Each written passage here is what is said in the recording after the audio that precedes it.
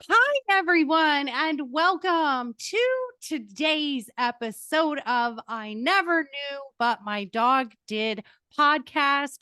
I am Maureen Scanlon, your host, life coach Maureen, and I'm so excited. I know I'm so redundant, and I say this, I have to come up with a better word than excited. Like every day, I need a new word of the day. So I am intrigued, I'm enamored, I'm inspired by my next guest. And to add to the excitement, she shares my name, which we were saying it's an old school name. Everyone has an Aunt Maureen. So I love that my guest is youthful as I am, and we share the same name. So let me tell you about her. This is going to be such a fabulous podcast. I'm so honored that she's here. So, Dr. Maureen Michele, is an award winning leader, a life coach, author, and physician. As a general pediatrician and allergist immunologist, she has spent her career caring for patients with a variety of acute and chronic health problems. She is a military veteran. Thank you for your service, and has enjoyed using her storytelling talent to teach young physicians the art of medicine. Love that art of medicine. She is an accomplished life coach who helps parents of chronically ill children regain control of their lives and thrive at fulfillment. Maureen is the mother of three amazing children and has firsthand experience with being a parent of a child with long term health issues. Welcome, Maureen. Thank you. I'm so happy to be here. You've set the bar like super high, though, on how enthusiastic you are to have me here. So hopefully I bring that enthusiasm to your audience and live up to the bar that you have set. I love it.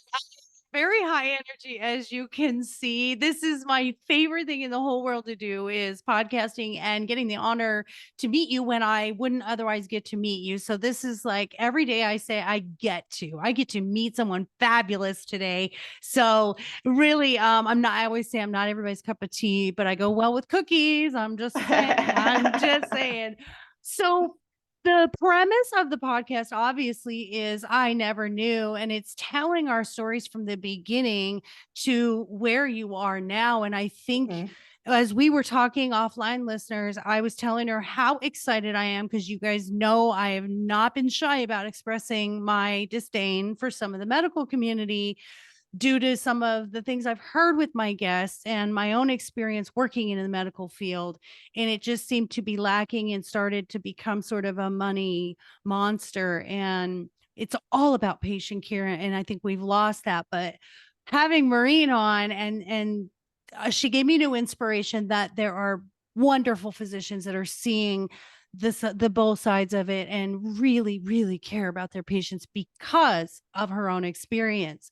So let's start from the beginning. What was your story? What was sort of this heartbreak moment that inspired you to say, I've got to do something that changes, and this is how I have to get over the heartbreak that I've been through. So tell us your heartbreak story. Yeah, so I will start when I was a kid. I always wanted to be a pediatrician. I didn't want to be a doctor, like I wanted to be a pediatrician. And can even remember like playing doctor and taking care of all of my baby dolls as a child. So I went off to college, still wanting to be a pediatrician. I did ROTC in college. That's how I entered the military. Went to the military's medical school and went off to Hawaii after medical school to do my internship and residency in pediatrics. It was during my second year of residency that my daughter, who's my second child, was born. And right at the beginning of my third year of residency, when she was 6 months old, she was diagnosed with a type of pediatric cancer called neuroblastoma. Neuroblastoma, for those that don't know, is a tumor that can grow in your adrenal gland that sits on top of your kidney. So they discovered it because she was having some diarrhea at the time, and they felt a lump in her abdomen, and that kind of led down the road to the diagnosis. It was a challenging time because before that, I had kind of always thought, well, I'm a doctor, so I don't have kids that are sick. And it became this kind of protective measure that I was in this special box that I take care of sick kids. I don't have sick kids. So that myth got busted pretty quickly in my career. We went through all sorts of testing. She got staged. She went to surgery. Then they, because of her staging, needed chemotherapy. So I had taken a leave of absence from my residency to help take care of her during that time. Then after she was done with her rounds of chemo and she was doing pretty well, I went back to residency, became a pediatrician. Though that period of time from diagnosis to, forever, it creates this incredible sense of worry and overwhelm that was driving my life at the time. And after residency, I became a board certified pediatrician. I went and did practiced general pediatrics for several years. Felt like with every kind of year and checkup that went by, that my daughter Kylie was like, we were getting farther away from that kind of horrific time in our lives, and felt like, oh, okay, like I'm back in my like little cocoon of, I don't have sick kids, that I, already got dealt that hand, and I was able to power through it, and nothing's going to happen to me anymore. Like my kids are going to be fine. Went and did a fellowship training in allergy immunology, and became a board certified allergist immunologist. And throughout my medical career, always found myself migrating to patients that had chronic illness. During my time in pediatrics, like taking care of kids with cerebral palsy or endocrine issues or oncology issues or any type of long-term health problems, I found myself migrating to taking care of those patients and their families, because it's really when a kid has a medical problem that it is not just the child that's going through it, it's the entire family that's going through it.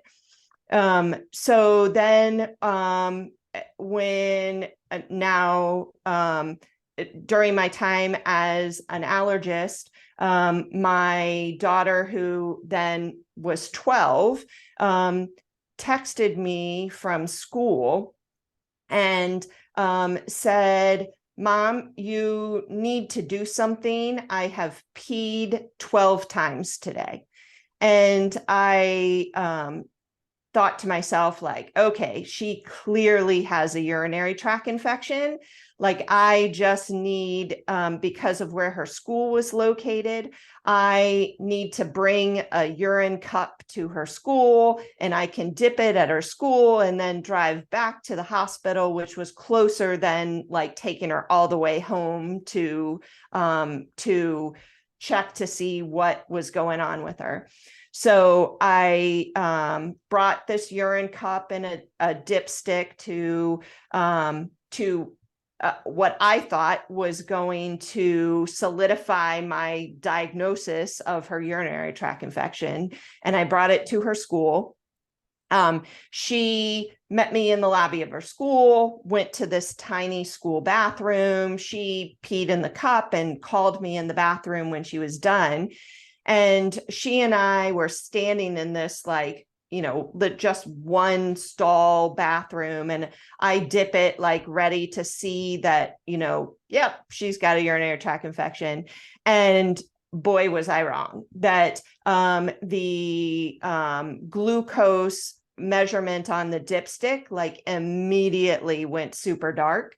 And I knew from my medical experience that the only thing that this could be was type 1 diabetes. And so I immediately started crying, and I looked at her and said, well, you have diabetes. And she by this point, like, doesn't know why I'm crying, and is upset just because I'm upset. So she starts crying, and she's like, well, am I gonna die? And I said, no, sweetheart, you're not gonna die. And she's like, well, why are you crying then? And I said, because I don't want you to have diabetes. And so then, we grabbed her stuff and left the bathroom, grabbed her stuff from the school, and beelined over to the hospital, with me knowing, okay, this means she's getting admitted to the hospital, etc.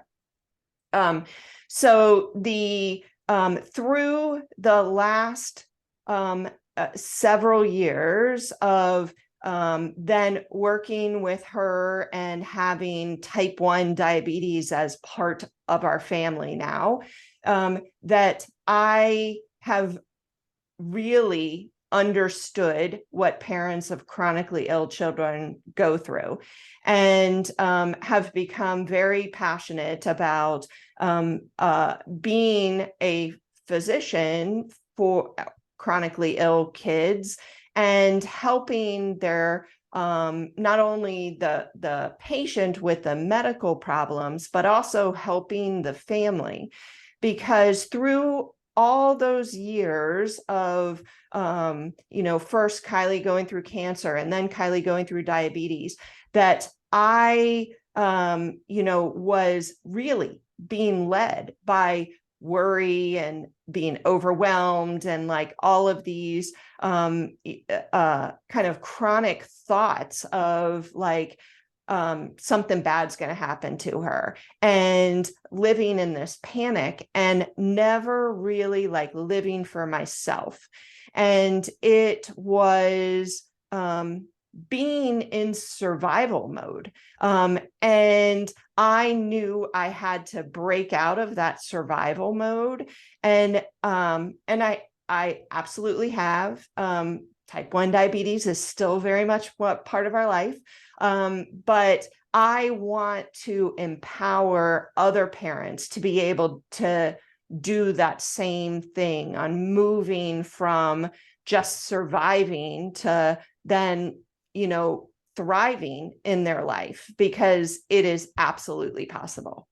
And I love that so much, because it's whole health, it's whole body health, including mind. And I think that's where we've kind of gotten away with it. Now, I was an Army wife back in the 90s, and my daughter had chronic UTIs and pyelonephritis, or kidney infections. And and this is no, disrespect to the military, but I know that back then we lived in Germany as well. We were overseas. So it was definitely lacking, and it was all about treating the problem. not Right. not proactive, definitely not, especially immunology, which I love that you're in. Do you believe that there are far more diseases involved in immunology than we know? Because I've heard a link, like my sister has diabetes type 1 and I have RA, and they've said genetically that may be an immunology thing that's connected. Do you Oh, think? for sure. Yeah. Yeah, for See, sure. and they don't say that very often, do they? They Right. don't tell you diabetes is an immune Right. deficiency. Right. Okay. Yeah. Yeah. So just to be clear, type 1 diabetes, very different than type 2 diabetes. Type 1 diabetes is absolutely an autoimmune disease that my daughter didn't do anything to create the problem, that her immune system went wonky and attacked her pancreas, which is the organ, as you know, that produces insulin. So her body got to the point where it just couldn't produce any more insulin. And all of us need insulin in order to survive. So she now has an insulin pump, and if it was not for that pump, that she would die because there's no way to control her own blood sugar, and having very high blood sugars is very dangerous, and having very low blood sugars is very dangerous. So we depend on her getting the insulin in order for her to survive. Type 2 diabetes, a little bit different. But what you were saying about rheumatoid arthritis is also considered an autoimmune disease. And so there are autoimmune diseases that do have a genetic component to it. And so when they appear in family members, it without a doubt makes us scratch our head. The medical field has come very far with looking at genetics, but we're not far enough yet. I feel like we are lucky for where we are now, because it is very different even than it was 10 years ago. When I think about diabetes, for example, when I entered the pediatric field, insulin pumps were not very common. And now it's that a lot of diabetic patients have insulin pumps. Type 1 diabetic patients have insulin pumps. So like the number of advances that we've had in diagnosing patients and treating patients is phenomenal. And because of how far science has come, we can anticipate it's just going to be exponentially more in the future. I completely agree. And there's also nonprofits such as JDRF, which is Yeah. Juvenile Diabetes Research Foundation, the company that I used to work for. We did events every year to raise money for that. So I love any of the nonprofits that are supporting research, whether it's Alzheimer's or heart disease, anything like that.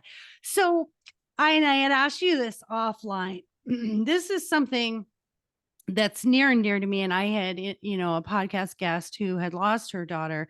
And one of the things we talked about was that there wasn't really a screening and it wasn't believable. The pediatrician that she had, they just weren't listening to the mom about something being off. And they tended to think, well, when they're younger, it's sort of no big deal. Oh, they probably got a flu bug. What do you think that you are doing differently, or that we could teach other pediatricians to do, that's way more proactive instead of reactive? Yeah, so the one of the things that I do in my practice is for sure asking a lot of different questions. more than just the, how are you doing? And with kids with chronic illnesses, like I said, it's kind of the family is living with this illness. So it's really, I go deeper and ask like, well, what are you doing to take care of yourself? Because if you don't take care of yourself, then you're not going to be able to take care of your child. But to your point about like, how can we get better at making a diagnosis and what do I do differently? It is teaching parents to advocate. I have without a doubt had lots of parents who felt like they didn't know enough medical knowledge to be able to advocate for their child, that they felt like, I'm just not smart enough, or I haven't had time to look into something, like that the doctor's going to think I'm stupid if I ask questions. So, part of what I believe is that when a patient leaves my office, that they should be able to understand and explain what just happened in my office to their friends or family members. And so so we have this kind of read back bit before they leave, so that I can be sure that I've done a decent job of explaining my thought process, and allowing them the opportunity to ask questions. So it has been my message that, we need to help parents with that, managing their mind and creating that courage that questions are actually okay. And don't let a thought of, this doctor's going to think I'm dumb stop you from asking a question. Like, there are no stupid questions out there. There's really not. And certainly there are physicians that have different personalities, and you're not going to be able to control a physician's personality, but don't let it impact how you act to advocate for your child. I love that so much, because we do kind of shy away. And I know a lot of people joke around and they're like, oh, did you go to Dr. Google and diagnose yourself? I'm one of these where I'm going to research, but I'm going to bring those questions for my doctor to verify. I'm not going to, WebMD and be like, oh, I have cancer because, whatever. So I love that you said that. And you're right. There are some doctors that are not open to you questioning them. And sometimes that's just normal, ego or whatever. So I love Right. that you say that and that you're open to that. So, well, sorry, not to interrupt you, no, you're fine. that just like a follow-up with that is also giving yourself grace if it doesn't go your way. And I'll even give you an example. When Kylie was diagnosed with diabetes, like, I had been a physician for years, and I knew like this was diabetes. It was only diabetes. Like, there's no other diagnosis that causes this. We go to the ER, and the ER doctor says, I want to get an x-ray of a chest x-ray. And I was like, what? And in the back of my mind, knew her health history, and knew that she had had lots of CT scans in the past, and that I needed, as a parent, to watch out for how much radiation she had been exposed to. And so I said to him, why does she need a chest x-ray? And he's like, well, I need to make sure she doesn't have pneumonia. And and in the back of my mind, I was thinking like, this isn't pneumonia. Like, she doesn't have a fever. She doesn't have a cough. Like, she is urinating more frequently than she usually does. Like, this is diabetes. But the other thought that was in my mind was, I can't argue with him because he's going to think I'm a know-it-all. And so I just zipped it and I let her get that chest x-ray. And now I will say the radiation from a chest x-ray is really stinking low. So my concern like wasn't super valid, but it wasn't a necessary thing. And I beat myself up for that. Now I have, like I said, given myself grace. I could have done things differently for sure if I turn back the hands of time. But it's learning and moving forward with growth rather than going and crawling into a corner and saying like, oh, I just stink at advocating for my kid. I can't do this anymore. So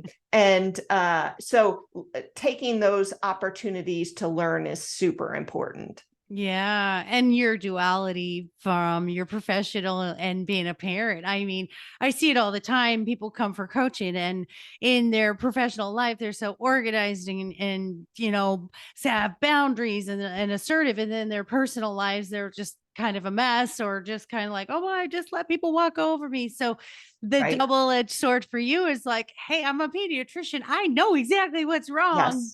But you're going to a professional also in your profession, and you kind of like have to step back. So I think you had a different thing going on in your mind where it was like, well, I don't want to seem like I'm going to be the doctor here. I am taking her Right. in, but I do love what you said. It's your humanness. It's your humanness, and Right. it's Yes. your right to question, and that's Yeah. okay. And let them Right. explain why. And if you still don't think it's okay, because I do think in the medical community, when we do go, especially in emergency situations, our emotions are elevated, our Yeah. anxiety is elevated.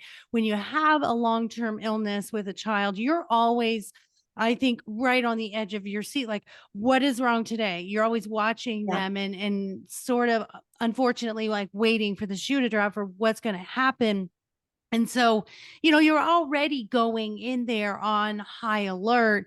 Right. Sometimes we forget to just kind of take a breath, Yeah. listen to what they're saying, and then say, I have a right to say, yes, I want to do it. No, I don't want to do it. Or can we try this? And I love what you said that you do in your practice, which is, I call it echoing, but you said, you asked them, what do you understand about what I said about the diagnosis? How many of our relatives and friends have a problem and you go, what did the doctor say? I don't know. Right. Yes. Something about the vessels in my heart. This is me. Something about the Yeah. vessels in my heart. And medical field, and usually people in the medical field, it's like a mechanic's car is broke down. I do not like getting medical care, and I put it off, and I shouldn't, but I just really love that you say, hey, tell me what you understand about this so you can correct anything and you can help them in layman's terms explain what is going on.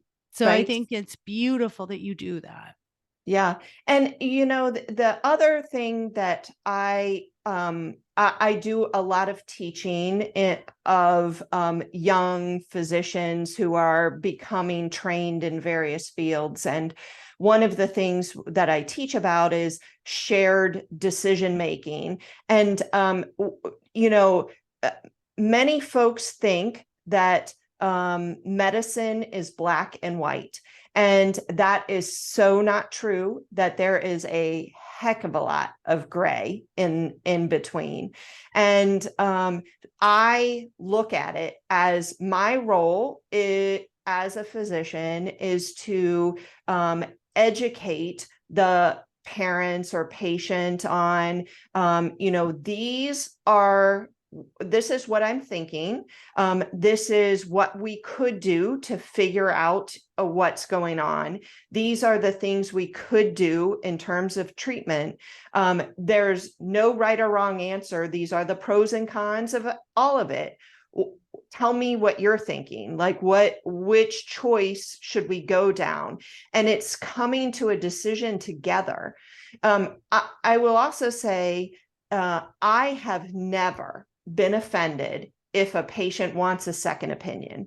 And second opinions are, I think, important for parents and patients, especially if they don't feel super connected to that physician, that the getting more information or learning more about what's going on with somebody can never take you down the wrong path. What can take somebody down the wrong path is when they decide on an avenue to go down, and they decide they're going to bounce around different avenues, and use different doctors at different times without staying on a straight course to see if that course gets from point A to point B. But so feeling empowered to get a second opinion is always something that I don't ever hesitate to tell my patients to do. I love that. And I agree with you. And we do get encouraged, go to this specialist, go to this specialist. And you're right. Like stick with your PCP or your pediatrician, and they're going to send you down the path that, you need to go if you want a specialist, or you want to, if there's a hematologist or, oncologist. And you're right. And you get better care because you have all of the knowledge of what's going on. Yes. So a lot of times, if you've got a cardiologist or you've got a nephrologist and they're not talking, and then you go to your pediatrician or your PCP, and they're like, well, let's run this. And it's like, well, my nephrologist did that, so you've got all these unnecessary tests and unnecessary time and money as well. So I really love that you said, just trust your pediatrician. If you don't trust your pediatrician, don't be going to them. Find a different pediatrician or PCP. And that's okay too. That's the thing. I think people, they get with a physician and then they say, I've got to stay with them. No, you don't. You can, I've gone through many rheumatologists. I just feel like that's a very, let's see, let me be pro speaking positive. It's a very challenging specialty. If you're not walking in with a cane or in a wheelchair, you're not really taken serious, and you usually get a fibromyalgia diagnosis. So it's a tough one. So, but, and I've said, I don't like the answer that I got here. I'm going to try this one. And unfortunately, our insurance companies do regulate where we can go and who we can see, but still advocate. And I love that you said that. Something I am passionate about is starting mindfulness young with children. I want every PE class to have yoga and meditation. And I just believe it's very important. So when you talked about how taking care of yourself and staying focused on your goals, and how parents really need to do that self-care, I think that, really encouraging meditation together and encouraging mindfulness. There are so many books, children's books out there about mindfulness. What do you think helped you to stay more mindful during your struggles when you and Kylie were going through this? And I know Kylie was a little one. So what do you tell parents now that you used? So I will say I did not do it well when she was an infant with cancer. I did not. Like, I was truly surviving. And it was, people would come up and ask me like, oh, how are you doing? I'm like, fine. And the looking back and now realizing like how good parents of chronically ill kids get at lying is phenomenal, that I was so good at making people believe that I was fine. I wish I knew and was as passionate as I am now about mindfulness and self-care and processing emotions and the not being afraid to advocate or ask for help. I wish I knew that then. What you said about like teaching mindfulness in schools, like, why don't we? That one of, and I don't know if your audience like knows this, but one of the things that has been linked to longer life, so extending your life, is having a couple minutes a day of meditation. And that, we do really well at telling people that they need to eat healthy in order to live their life longer. Why don't we tell people and to do some meditation, or learn how to process their emotions, or do some journaling, or any of that stuff? Like, it should absolutely start when a child is young, because it is way easier to create those habits when you're young than be an adult who's in need of those habits and not have the energy to do it and create those habits during a crisis. Like, you need to do it before a crisis happens. Oh, you're speaking my language. That's my whole purpose of being in this world. And that's why I think life coaching has really, been so great for the world, because we are now proactively saying, do these things, because your mental health overspills into your physical health, and then you're at the physician. Absolutely. Yeah. So fun story. I would have my granddaughters usually like every weekend or every other weekend. And that was our thing. We would light a candle before bed, and they have children's meditations, and that's how they would go to bed. And we got into crystals, and it was just the reason why I think it should start in school is because you're right. I'm life coaching the adults that were from my generation, your generation, Right. that we didn't have that. I have a son who's now 24 who was diagnosed with ADHD and ODD, which is oppositional defiance disorder. And what I have found is teaching the children mindfulness younger, it's emotion regulation, which is something that they struggle with. And with the increase in neurodivergence and autistic spectrum, that's what is key, is that emotion regulation. And so starting it younger, we teach them not to just be like survivors like you and I would shut down in a crisis. It was like, if you came to me and I said, how are you doing? You said, fine. I would be like, red flags and neon lights. I'd be like, fine is not fine. Fine is just, it's your coping response to, no matter how I feel, I'm going to make sure I present myself as fine. So I love that you said that, and we all do that. And then it's this stifling down of repression, but it's going to come out. It's going to come out physically. It's going to come out one day. You're just going to lose it. You're going to have a panic attack. So I really do believe that the emotion regulation that we start in these children younger, as they go through life, they're able to stop, breathe, and not react instantaneously to what we do instinctually, which is defense mechanisms or fight or flight, but to really just stop, think, regulate my emotions, and then act in a proactive or a wise mind way where, okay, this is going to be okay. But we as survivors who raise children, and guys, I'm going to say it a million times, there are no perfect parents, and every experience you experience with your child, all they need is your love and your time. Don't worry about being perfect. Right.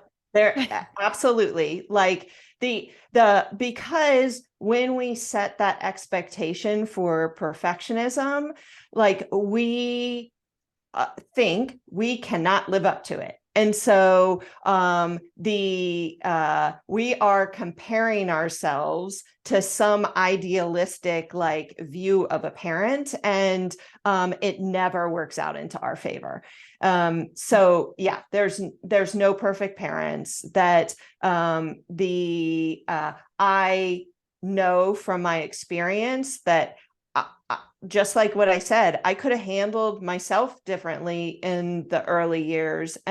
But it's the looking back, it's accepting your past and looking back and using it to grow and move forward, not using it to keep yourself stuck at where you are in the present time. For sure. That's absolutely right. Quit beating yourself up, guys, because at Yes. every age and every stage, there's going to be something else you fail at as a Right. parent, and it's okay. It's okay. Like Right. I tell my grown children now, you're still alive, aren't you? You're Right. happy, right? But and yeah, and it goes back to we have ingrained this into ourselves that we need to be perfect from looking at school. And school, there are right answers and wrong answers, and you can score 100% or you can score 60%. And that idea of failing and the right and wrong it's just sets us up for problems with thinking about ourselves, that we're striving to be this perfect student in the parenting classroom, and we're never going to get there. So you do the best you can, and understanding that you're doing the best you can with what you have in the moment is absolutely helps with reframing your brain so that you continue to grow. Oh, I totally agree. And there's a lot of societal pressure too. Children in Yes. school, you take a test. I was just learning this in a lecture I had yesterday, is you're getting tested on that moment in time and on that Yeah. context. That has nothing to do with how intelligent you are. Right. And especially when you've had children who have, the neurodivergence, and they learn differently. My Yes. son was visual. He was a hands-on. He would take radios apart, and yet in school they want this reading thing. Are you at this level, and are you reading this? He could not read a fiction book to save his life. He couldn't make his brain wrap around something that wasn't true. But give him an encyclopedia. I gave him these little kid encyclopedias with pictures. He could name every single organ in a shark by the time he was 3. But here he is getting held back in first grade because he can't read at the level they want him to. Mm-hmm. So I think that, I'm sorry, I'm diverting. I'm definitely going on a different soapbox here, but I just love that I get to talk to you about this. Yeah. But I just feel like I don't think the school system is fair, public school or otherwise. And I know that there are Montessori schools and other academic programs that are really expensive, though, that everybody can't, not Mm-hmm. everybody can afford. I was a single parent raising my children, and there was no way. It was a new idea, and I went to this meeting they were having about an ADHD school. And do you know that was $14,000 a year? Now, as a single mother with, Right. it's like, Yeah. yeah, that's Right. not going to happen. And Right.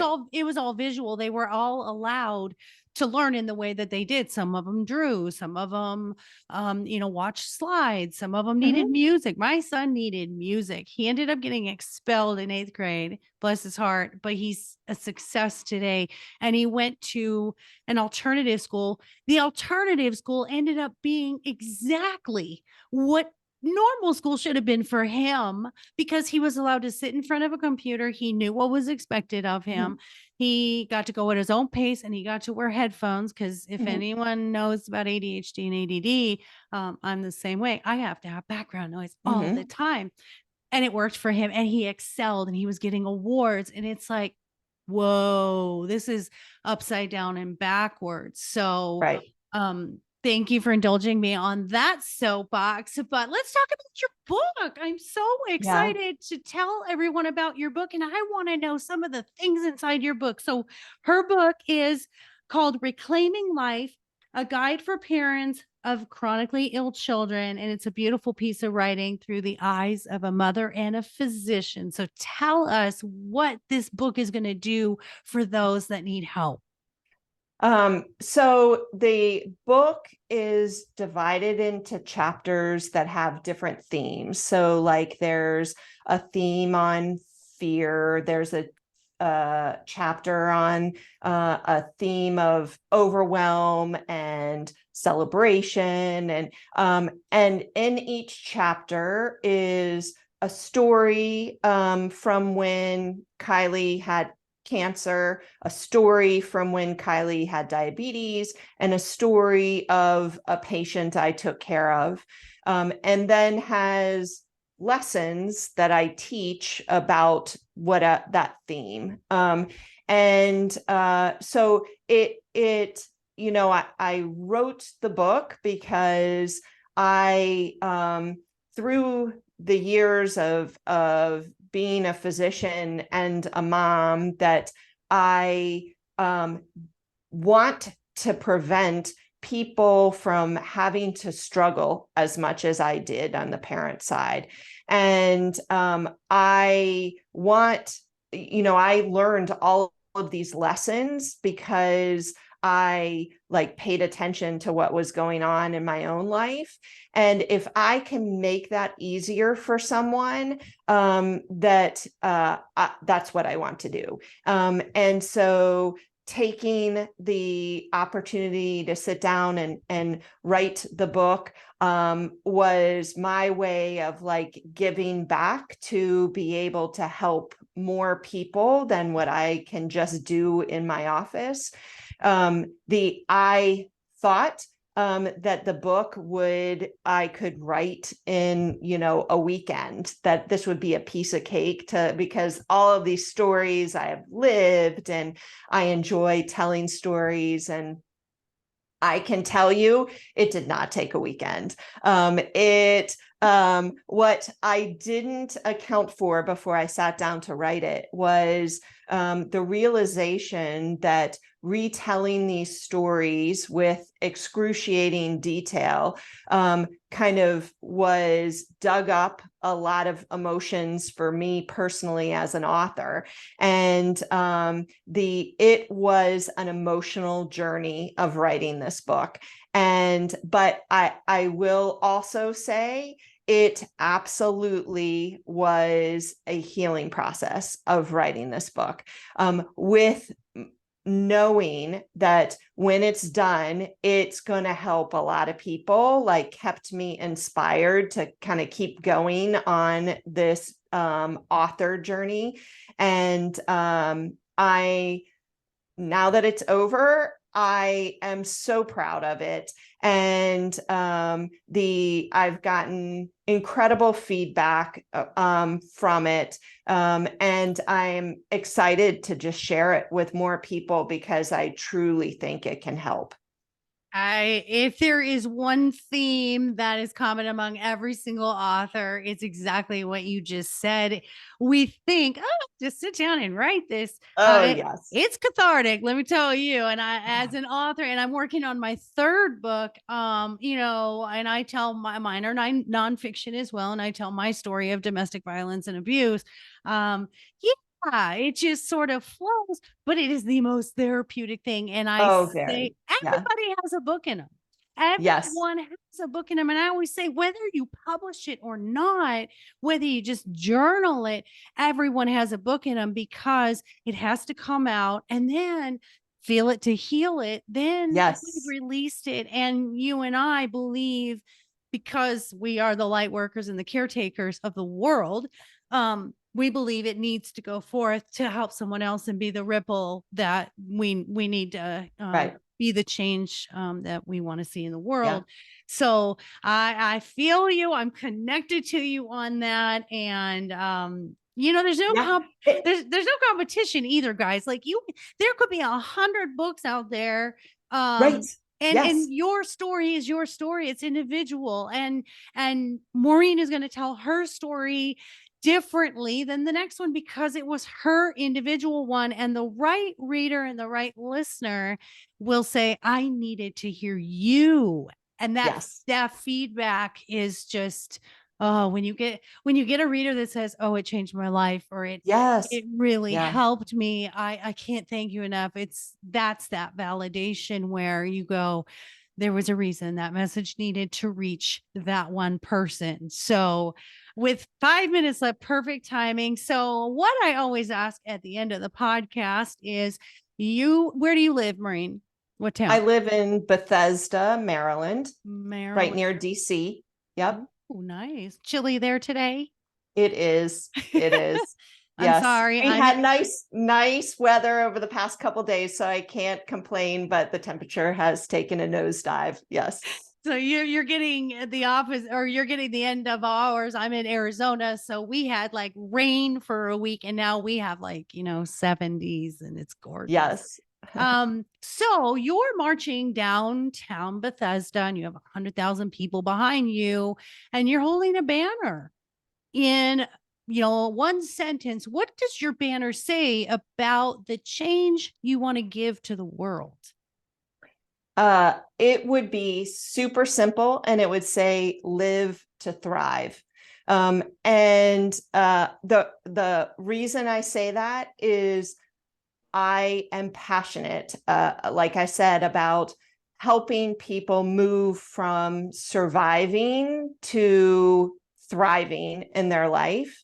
And it is absolutely possible, even with taking care of a child with medical problems.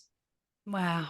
That's beautiful. And it's always everyone that is on the podcast, everything I talk about is we just never knew. And now we are the voice that our younger self needed. And that's why we do what we do, to bring it into the world. Yeah. For any listeners that are out there that are going through what we had gone through, we're here for you. We support you. And that's the other part, is there are so many resources now that we did not have when, we were raising our children.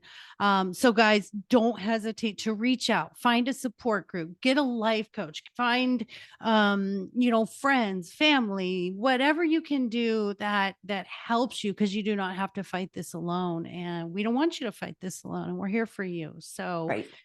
I thank you so much. What a wonderful segment and information, and you're inspirational. I really, I hope that, I lost weight. Got you with me still? All right, little technical difficulties. I love that. That's what I love about being live. So thank you so much. You are an inspiration to what I feel the medical community needs to be today. And I'm so inspired now and rejuvenated to know that there are physicians out there like you that are really all about the whole person and being there in the mental part as well as the physical part. So, you're amazing. You're aspiring. Thank you. This has been so fun. I truly appreciate you having me on. It's been fun to share my story with your audience. Well, if you're a Marine, you have to be yes. fantastic, right? Of course. We have to live up to our names. That's correct. No more old Aunt Maureen. Right. There's a new generation of Marines. But thank you for your time, and thank you so much for bringing information to people that I know are needing your message, and they need that hope and really some encouragement. And I love you for it, and thank you. I'm honored that you were here with us. Thank you so much. I appreciate your time. So, listeners, that wraps us up for today. Of course, I'm going to have to let you know if you need life coaching, you can come to me for some dating coaching, relationship coaching, some really self-esteem is what I am all about, is building your self-esteem and your self-love for yourself. So lifecoachmaureen.com. And don't forget my books. My dog is more enlightened than I am. And my dog is my relationship coach, because I believe all things that are unconditional are all about the pups. And we also have our doggy boutique, my dog is everything.net, where you can find healthy, holistic products for your puppies, because they are our furry children as well. So we'll relate that to our pediatrician today. We can tie that in.